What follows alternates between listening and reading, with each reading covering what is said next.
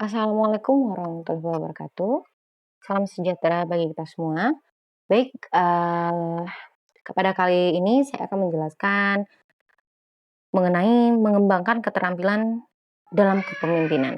Jadi dalam materi kali ini di kelas kepemimpinan, saya akan menjelaskan gimana nih cara mengembangkan keterampilan dalam memimpin. Nih, saya nggak mau basa-basi lagi. Jadi yang namanya contoh nih ya, ketika kita memainkan gitar, bermain video game, pasar saham, dan aktivitas hidup lainnya ya, kita tuh dituntut untuk memiliki keterampilan. Jadi demikian pula dengan kepemimpinan. Jadi dalam kepemimpinan itu keterampilan adalah hal yang sangat dibutuhkan. Jadi seperti telah dipaparkan pada bab pertama nih, keterampilan kepemimpinan itu merujuk pada kompetensi yang dipelajari dan dapat ditunjukkan oleh para pemimpin dalam kinerja mereka. Nah, keterampilan kepemimpinan itu memberikan kapasitas pada seseorang itu untuk mempengaruhi orang lain. Nih kayak di materi-materi sebelumnya ya. Jadi keterampilan ini merupakan komponen penting dalam kepemimpinan yang berhasil. Oke, walaupun keterampilan ini memainkan peran penting dalam proses kepemimpinan, keterampilan ini tidak terlalu menarik perhatian sebenarnya oleh para peneliti. Dibandingkan keterampilan kepemimpinan, sifat kepemimpinan lebih menjadi fokus penelitian selama lebih dari 100 tahun. Ini kalau menurut Mumford, Zucaro, dan Connelly di tahun 2000 ya. Walaupun keterampilan kepemimpinan banyak yang berbeda, tetapi keterampilan tersebut seringkali dianggap sebagai kelompok-kelompok keterampilan. Jadi dalam materi kali ini, keterampilan kepemimpinan itu dikelompokkan menjadi 3 nih. Ada keterampilan administratif, interpersonal, dan konseptual. Jadi ada administrative skills, interpersonal skills, dan conceptual skills. Nah, bagian berikut ini akan mendeskripsikan masing-masing kelompok keterampilan dan cara menyelidiki keunikan dari kelompok tersebut dalam mempengaruhi proses keterampilan.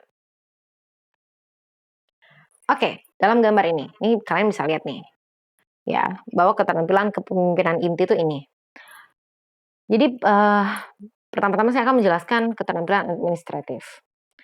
Nih, meski sering diremehkan karena nggak pernah terdengar menarik ya. Jadi keterampilan administratif itu memainkan peran penting dalam kepemimpinan yang efektif.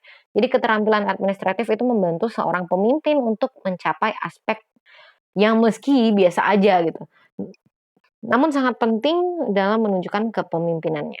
Beberapa orang mungkin menyatakan bahwa keterampilan administratif bukanlah keterampilan yang dasar gitu, yang menjadi syarat untuk seorang pemimpin. Lantas apa sih administrative skills ini?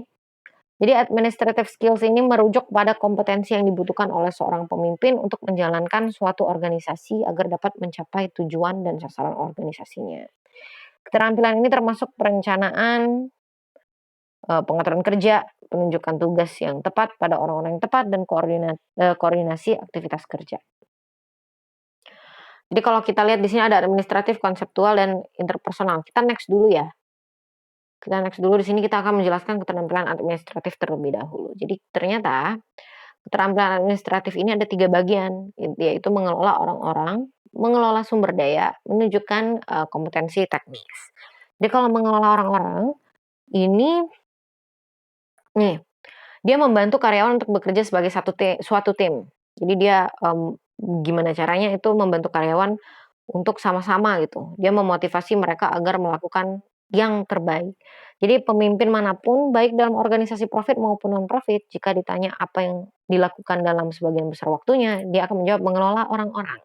Jadi memanage beberapa orang. Hanya saja, sedikit pemimpin yang mampu memimpin tanpa memiliki keterampilan mengelola orang-orang. Jadi memang sangat penting nih. Jadi harus yang namanya pemimpin itu harus bisa memanage orang-orang ini tadi. Jadi ada frasa manajemen by walking around ya. Manajemen dengan berjalan-jalan. Kalau di bahasa Indonesiain itu menangkap inti dari mengelola orang-orang. Jadi seorang pemimpin yang efektif akan terhubung dengan orang-orang yang memahami tugasnya, apa yang harus saya selesaikan gitu. Dan selain itu seorang pimpinan yang efektif akan memiliki keterampilan untuk melaksanakan tugas-tugasnya sendiri serta menciptakan lingkungan tempat orang kerja itu lebih baik lagi. Jadi cara terbaik untuk mengetahui hal ini adalah dengan terlihat bukan sekedar menjadi penonton. Jadi maksudnya itu kita lebih terjun langsung, jangan hanya liatin aja sebagai seorang pimpinan.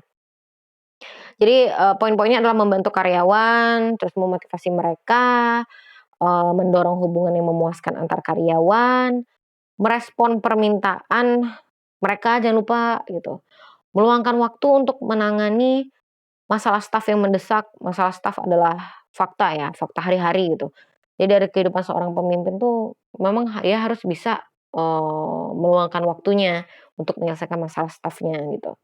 Terus pemimpin harus cermat nih dalam memproses rekrutmen dan mempertahankan karyawan, biar nggak ada turnover gitu ya. Jadi nggak ada keluar masuk karyawan, kayak kita, apa namanya, ada di materi di etika profesi itu mengenai budaya kerja itu. Jadi mempersedikit buruknya budaya kerja itu, dengan cara pemimpin tuh harus cermat dalam merekrut karyawannya. Terus mempertahankan. Kenapa? Karena pemimpin juga perlu komunikasi yang secara efektif dengan dewan direktur. Karena ya penilaian kepemimpinan, penilaian, eee, pekerja itu akan dinilai juga oleh si pemegang saham, masyarakat umum, dan kelompok luar lainnya. Next, ada mengelola sumber daya nih. Kalau mengelola sumber daya itu meskipun tidak terlihat oleh orang lain, seorang pimpinan dituntut untuk menghabiskan sebagian besar waktunya untuk mengatasi masalah sumber daya. Sumber daya di sini adalah sumber daya kehidupan suatu organisasi. Dapat berupa orang, ya sumber daya manusia, uang, suplai, peralatan, ruang, dan hal-hal lainnya yang dibutuhkan untuk mengoperasi suatu organisasi. Dalam mengelola sumber daya, pimpinan dituntut untuk, kompeten dalam memperoleh dan mengalokasikan sumber daya. Ini kayak contohnya nih, dia harus bisa, mencari ruang kerja yang layak atau menempatkan dana untuk proyek khusus. Jadi dia bisa me-manage keuangan juga. Lanjut, ada di sini menunjukkan kompetensi teknis. Ini technical competence itu meliputi pengetahuan khusus tentang pekerjaan yang kita kerjakan atau kita minta untuk dikerjakan oleh orang lain. Ini dalam kasus organisasi ya, kompetensi teknis itu meliputi pemahaman tentang seluk-beluk suatu organisasi yang berfungsi. Seorang pimpinan dengan kompetensi teknis itu memiliki keterampilan dan memahami aspek kompleks dari berjalannya organisasi itu. Sebagai contoh nih ya, seorang rektor universitas nih, harus memiliki pengetahuan mengenai gimana sih cara mengajar gitu, melakukan penelitian, rekrutmen mahasiswa, dan retensi mahasiswa. Nah, seorang pemimpin akan lebih efektif saat ia memiliki pengetahuan dan kompetensi teknis mengenai aktivitas yang mereka minta untuk dilakukan oleh para bawahannya. Jadi dia lebih lebih enak itu kasih tugasnya, karena dia juga ngerti. Jadi, kompetensi teknis ini terkadang disebut sebagai kompetensi fungsional, artinya, seorang kompeten dalam suatu fungsi atau area tertentu. Jadi tidak ada orang yang dituntut untuk kompeten dalam seluruh jalan kehidupannya ya. Jadi begitu juga dengan yang namanya pemimpin, mereka tidak diminta untuk memiliki kompetensi teknik dalam setiap situasi. Jadi memang, kompetensi teknis ini artinya kompeten dalam suatu area kerja tertentu aja. Jadi area di mana ia menjadi pemimpin. Sudah cukup itu aja sebenarnya. Oke next, keterampilan interpersonal, ini yang kedua. Keterampilan yang membantu seorang pemimpin untuk bekerja lebih efektif dengan bawahan, rekan kerja, dan atasan untuk mencapai tujuan organisasi. Ini teorinya gitu ya. Jadi, selain keterampilan administratif dan kepemimpinan yang efektif, itu menuntut keterampilan interpersonal juga ya. Jadi mereka ini, meski beberapa orang meremehkan ya pentingnya keterampilan interpersonal ini, bahkan menyebutnya ini hal-hal yang sangat sensitif dan sebenarnya nggak penting, tapi penelitian menemukan bahwa kepemimpinan konsisten menunjukkan pentingnya keterampilan interpersonal terhadap kepemimpinan yang efektif pada organisasi atau perusahaannya. Nah, ini menurut penelitian Bass tahun 1990 dan Blake, tahun 1991. Jadi, keterampilan interpersonal ini ada 3 bagian juga. Ada perspektif secara sosial, menunjukkan kecerdasan emosional, mengelola konflik interpersonal. Perseptif secara sosial. Perseptif secara, sosial ini agar berhasil memimpin organisasi menuju perubahan ya, seorang pimpinan itu perlu, sensitif dengan idenya sendiri. Jadi apakah sudah sesuai dengan ide orang lain atau belum. Terus yang namanya social perceptiveness ini memiliki wawasan dan kesadaran tentang apa yang penting bagi orang lain. Bagaimana mereka termotivasi, masalah yang mereka hadapi, dan bagaimana mereka bereaksi terhadap perubahan yang, sedang dibentuk gitu. Jadi perseptif sosial ini termasuk memahami kebutuhan, sasaran, dan permintaan yang unik dari, konstituensi organisasional. Ini menurut Zakaro ya. Seorang pemimpin, dengan perseptif sosial itu memiliki indera yang tajam biasanya. Jadi mengenai bagaimana sih karyawan akan merespon terhadap perubahan yang diajukan oleh dia gitu. Terus sedikit banyak bisa dikatakan bahwa seorang pimpinan yang perseptif itu secara sosial memiliki, apa ya, memiliki jari di nadi karyawan. Gimana ya ngomonginnya ya, mau punya punya punya apa sih, kelebihan tahu tuh karyawan punya masalah apa dan kapan gitu, biasanya masalah itu akan timbul. Kepemimpinan adalah tentang perubahan sebenarnya. Jadi meskipun orang-orang dalam organisasi sering menolak perubahan karena mereka lebih memilih segala sesuatu tetap sama seperti dulu gitu, sebenarnya ide yang baru, peraturan yang berbeda, atau cara baru untuk melakukan sesuatu sering dipandang, sebagai hal yang mengancam bagi mereka, kalau itu negatif bagi mereka. Karena tidak sesuai dengan yang biasanya mereka lakukan, jadi males nih, pengennya yang rutinitas aja. Jadi seorang pemimpin yang perseptif secara sosial, itu dia bisa menciptakan perubahan lebih efektif. Dia lebih memahami bahwa perubahan yang diajukannya dapat mempengaruhi orang-orang yang terlibat dan lebih bersemangat sebenarnya, gitu. Next, itu ada menunjukkan kecerdasan emosional. Kalian tahu nggak yang namanya kecerdasan emosional itu lebih penting dari kecerdasan-kecerdasan lainnya. Kenapa? Karena seseorang yang berhasil dalam hidupnya itu tidak mementingkan yang namanya kecerdasan intelligence. Ini banyak orang yang bilang, wah IQ-nya tinggi dia pasti pintar dan dia berhasil. Enggak, ternyata orang yang punya emotional intelligence itu lebih mampu untuk sukses jauh dibanding orang yang punya IQ tinggi. Jadi keterampilan lainnya ini adalah emotional intelligence ya. Ini berkaitan dengan kemampuan seseorang untuk memahami emosinya sendiri dan orang lain. Kemudian diterapkanlah pemahaman tersebut ke tugas sehari-hari. Kemampuan untuk merasakan dan mengungkapkan emosi, serta menggunakan emosi untuk memfasilitasi pekerjaan. Jadi gini loh, orang yang punya emotional intelligence itu lebih pintar berbicara biasanya.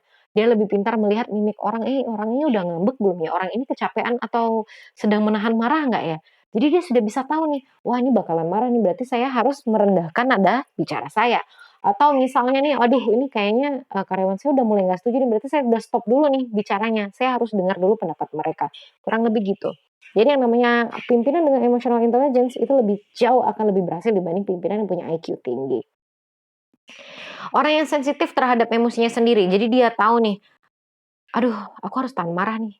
Karena kalau aku marah, orang lain akan mendapatkan dampak yang sangat buruk gitu. Jadi kurang lebih yang namanya pemimpin yang efektif itu harus punya emotional intelligence ini. Kenapa sih dan bagaimana meningkatkannya? Jadi pemimpin itu harus lebih sadar terhadap emosi mereka sendiri gitu. Jadi mengidentifikasi perasaan mereka saat perasaan itu muncul kayak marah, takut, dan sedih. Pimpinan juga harus berlatih bagaimana menyadari emosi orang lain. Dia udah tahu nih gimana orang kalau udah membutuhkan sesuatu, butuh bantuan atau enggak gitu. Jadi dia sudah tahu mimik-mimik orang lain, kebutuhan orang lain. Terus juga tahu bagaimana mengatur emosinya sendiri, jangan terlalu cepat marah. Jadi emosi perlu dirangkul dan ditata demi kebaikan kelompok dan organisasi. Itu bagi seorang pemimpin. Berikut perilaku kecerdasan emosional. Ini buat kalian semua yang akan dia akan menjadi pekerja, mau pekerja freelance kah, pekerja sesuai profesi kah, atau apapun, itu harus punya perilaku kecerdasan emosional. Jadi memang mereka harus bisa menghargai emosi negatif orang lain. Ketika orang marah, diem dulu, dengerin dulu pengennya apa, baru dijawab dengan baik. Lalu sabar menghadapi emosi negatif orang lain, sadar dan menghargai emosi diri sendiri. Dan lain-lain ya. Jadi dia untuk membina hubungan lebih baik. Biasanya orang-orang yang punya kecerdasan emosional akan banyak teman, akan sangat mudah mendapat pekerjaan. Jadi kurang lebih begitu. Nih menangani konflik. kalau menangani konflik, jadi seorang pemimpin juga perlu, memiliki keterampilan untuk menangani konflik, karena konflik tidak dapat dihindari. Konflik itu menciptakan kebutuhan untuk perubahan dan terjadi, sebagai hasil dari perubahan itu sendiri. Walaupun nggak nyaman dengan adanya konflik, jadi konflik ini bukan sesuatu yang tidak sehat sebenarnya, belum tentu buruk juga, karena jika konflik itu dikelola dengan efektif dan produktif akan berbuah hasil. Contohnya itu berkurangnya tekanan, meningkatnya pemecahan masalah dengan kreatif, dan menguatkan hubungan anggota dengan pimpinannya. Nih, karena konflik biasanya sangat kompleks dan cara mengatasinya juga tidak sederhana, maka nanti di bab ke-10 lah kurang lebih ya, itu ada materi mengenai menangani konflik. Nah, ini akan memberikan penjelasan yang lebih menyeluruh lah mengenai penanganan konflik. Next, itu keterampilan konseptual. Nah, ini yang berapa sih? Ya udah ketiga ya rasanya. Ini tentang menggunakan konsep dan ide melibatkan aspek berpikir atau kognitif dari kepemimpinan untuk hal-hal seperti menciptakan visi dan rencana strategis dalam organisasi. Jadi, jika keterampilan administratif itu adalah tentang mengatur kerja, keterampilan interpersonal adalah tentang menangani orang yang efektif, maka conceptual skills ini adalah tentang menggunakan konsep dan ide. Ya. Jadi, di sini mampu memahami dan mengkomunikasikan ide yang membentuk organisasi tersebut dari tujuan dan misinya, hingga bagaimana cara terbaik untuk menyelesaikan masalah, ini secara teori. Baik, ada 3 juga nih keterampilan konseptual. Ternyata ada penyelesaian masalah, perencanaan strategis, dan penciptaan visi. Berikut langkah dalam menyelesaikan masalah. Pertama-tama kita harus mengidentifikasi masalah tersebut. Jadi, kita bertanya nih, apa yang salah gitu, apa masalahnya, apakah ada berbagai aspek di dalamnya gitu, apa yang menyebabkannya, kurang lebih begitu. Jadi apa itu keterampilan menyelesaikan masalah, problem solving skills ini, dia merujuk pada kemampuan kognitif seorang pemimpin untuk, melakukan tindakan, korektif dalam suatu situasi masalah untuk memenuhi tujuan yang diinginkan. Jadi keterampilan ini termasuk mengidentifikasi masalah, menciptakan solusi alternatif, memilih solusi terbaik dari alternatif tersebut, dan mengimplementasikan solusi yang sudah disampaikan gitu, kurang lebih gitu. Jadi di sini ada langkah-langkah dalam penyelesaian masalah. Jadi langkah-langkah penyelesaian masalah itu mengidentifikasi, menciptakan solusi, memilih solusi terbaik, dan mengimplementasikan solusi itu tersebut. Jadi mengidentifikasi masalah itu kayak apa ya, kita, bertanya-tanya nih, masalahnya apa sih? Apa yang harus kita lakukan terlebih dahulu gitu. Terus aspek-aspeknya apa aja sehingga masalah ini tercipta. Lalu menciptakan solusi alternatif, ada lebih dari satu resolusi ya. Jadi misalnya yang namanya, mengidentifikasi masalah, kita sudah mengidentifikasi dan mengetahui penyebabnya, langkah berikutnya itu menyelesaikan masalah dan dengan menciptakan solusi alternatif. Jadi ada plan A, plan B, plan C gitu. Karena ada lebih dari, satu resolusi yang mungkin terjadi untuk masalah tersebut. Karena masalah yang terjadi itu kadang-kadang kompleks ya, jadi maka biasanya, ada banyak orang yang berbeda untuk mencoba memperbaikinya. Jadi selama fase penyelesaian masalah, penting untuk mempertimbangkan sebanyak mungkin kemungkinan solusi, dengan tidak mengabaikan beberapa di antaranya yang kadang, dianggap nggak pantas gitu. Sebagai contoh ya, orang dengan masalah kesehatan yang besar, misalnya kanker atau sklerosis gitu. Seringkali ada banyak cara untuk menyembuhkan penyakit tersebut. Akan tetapi ya, sebelum memilih suatu jalur perawatan, penting juga kita harus konsultasi dulu dengan profesional kesehatan dan menjalani seluruh pilihan perawatan. Bisa juga dengan cara alternatif herbal dan segala macam tanpa harus langsung ke meja operasi, kurang lebih gitu. Lalu memilih solusi terbaik. Jadi memilih solusi terbaik itu karena itu adalah kunci penyelesaian masalah yang efektif. Lantas, sudah kita kasih, namanya solusi terbaik, kita harus implementasiin juga nih. Jadi, langkah terakhir ini, kita itu lebih ke mengimplementasikan solusi melibatkan pergeseran dari pemikiran masalah, melakukan sesuatu terhadap masalah tersebut, terus langkah ini jujur aja sebenarnya ini sangat menantang gitu. Jadi karena bisa saja muncul perlawanan dari orang lain saat kita melakukan, implementasi ini, dan berbeda untuk menyelesaikan suatu masalah tersebut gitu. Jadi implementasi perubahan membutuhkan komunikasi dengan orang lain harus dengan efektif dan baik, serta beradaptasi, atau mengadaptasikan perubahan tersebut, terhadap keinginan dan kebutuhan mereka yang terpengaruh atas perubahan-perubahan yang kita berikan, gitu. Next, perencanaan strategis. Jadi, keterampilan konseptual utama yang kedua adalah strategic planning. Hal ini meliputi penyelesaian masalah dan perencanaan strategis. Jadi, utamanya adalah aktivitas kognitif ya. Seorang pemimpin harus mampu berpikir dan mempertimbangkan ide untuk mengembangkan strategi yang efektif untuk suatu kelompok atau organisasi. Menjadi strategis membutuhkan pengembangan rencana tindakan yang seksama. Nih, kalau kita bacain teori aja ya, materi-materi aja ini. Jadi, intinya hal ini sama dengan apa yang, para jenderal lakukan di waktu perang gitu loh. Jadi mereka membuat rencana yang terperinci tentang bagaimana mengalahkan musuh dengan, melihat sumber dayanya, personalnya, dan misi yang perlu mereka capai. Begitu juga, contohnya kayak pelatih atlet ya. Jadi dia menggunakan pengetahuan dan kemampuan dari para pemain atau atlet untuk menciptakan rencana permainan dan bagaimana berkompetisi dengan cara terbaik di depan lawan. Jadi pendek katanya sih, perencanaan strategis itu tentang merancang rencana tindakan untuk mencapai tujuan yang kita inginkan.